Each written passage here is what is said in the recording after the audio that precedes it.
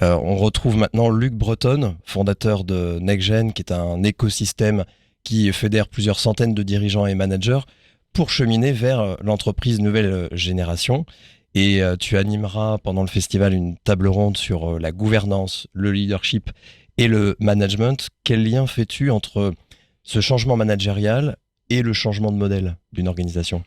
Bonjour Mickaël et bonjour à toutes et à tous. Le lien, il est consubstantiel en fait. C'est-à-dire que vouloir avoir de l'impact sans adapter sa gouvernance, c'est illusoire. On va pas aller très loin et réciproquement.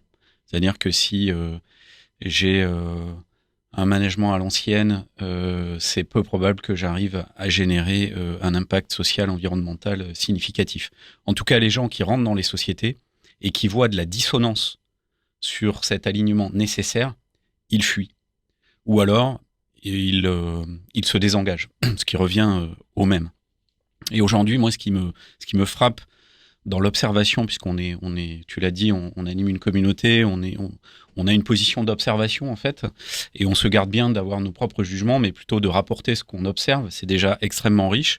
On voit un clivage, un fossé grandir entre les entreprises que je qualifierais de classiques, ou qui se disent responsables. Alors les entreprises classiques, c'est quoi ? C'est la maximisation du profit, le respect strict des lois. Voilà, je fais le minimum.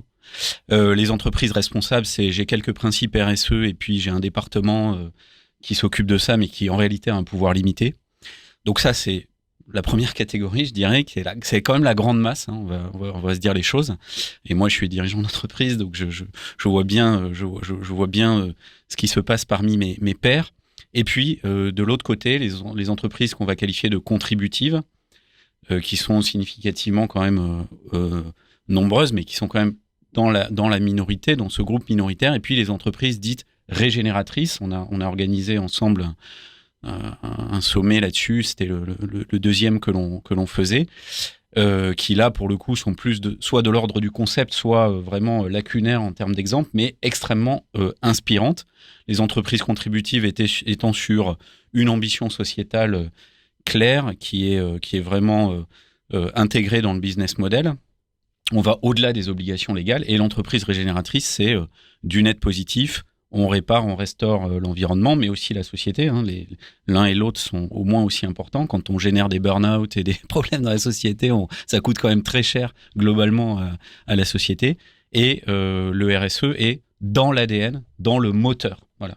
Donc le sujet aujourd'hui, si on arrive à avoir une gouvernance où on engage les gens dans le projet, c'est de se dire, est-ce qu'on est capable pour les entreprises traditionnelles de s'attaquer au moteur et d'essayer de le changer, entre guillemets, en plein vol, hein, c'est-à-dire qu'il ne faut pas arrêter la société quand même, mais il faut arriver à se transformer radicalement tout en continuant d'opérer. Et puis pour les entreprises nouvelles, pour ça que le CJD, je pense, a beaucoup d'écho vers des entrepreneurs qui démarrent des aventures ou qui développent des entreprises avec des ambitions, c'est de partir tout de suite sur les bonnes bases. Et donc c'est très important d'avoir des exemples, des rôles modèles dans la société. Sur notre dernier événement, on a remis des trophées. Tu en as remis un, Mickaël, notamment. Alors, je peux les citer. Hein. Il y avait Arès, Moulineau, Maubion, Mustela, Materop, dans des secteurs d'activité à la fois industriels, services. C'est beaucoup plus facile de faire du régénératif sur du service. C'est beaucoup plus challenging sur de l'industrie de la fabrication. Mais en tout cas, il y a des choses qui sont possibles. Et l'enjeu est tellement important qu'il faut s'y mettre tout de suite. On n'a pas vraiment le choix en réalité. Et tout au long de l'année, les agendas sont bien remplis, beaucoup d'événements, beaucoup de sollicitations.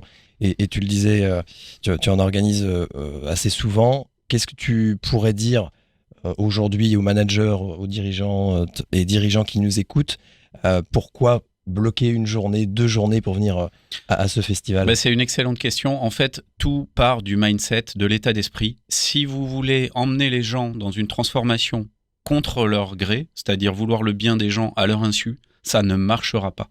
En fait, les transformations où on impose les choses, l'humain, il a cette liberté intrinsèque de les refuser. Par contre, quand il comprend le sens, hein, on parle beaucoup de sens et de désengagement au travail. Aujourd'hui, Gallup mesure le désengagement, il n'a jamais été aussi important. On n'a jamais eu autant d'absentéisme dans les entreprises. C'est pas le fait du hasard et c'est pas lié au Covid puisqu'on en est sorti maintenant depuis un moment. C'est lié à cette absence de sens. C'est pour ça qu'il faut réaligner le sens et les modes de management pour avoir de l'impact. Et ces journées comme ça, comme faire autrement, doivent permettre à des gens qui se posent des questions, qui intuitivement sont pas idiots. Hein. Personne n'est idiot. Tout le monde est bombardé d'informations et tout le monde comprend ce qui est en train d'arriver en fait. Les problèmes, on les a au fond de soi. On les connaît peut-être pas dans le détail, mais on les a au fond de soi. Et simplement participer à des journées comme ça pour structurer sa pensée, échanger, confronter les idées, c'est hyper important pour se faire une conviction personnelle et se dire ok, maintenant faut bouger quoi. Il y a pas le choix et on peut pas le faire seul.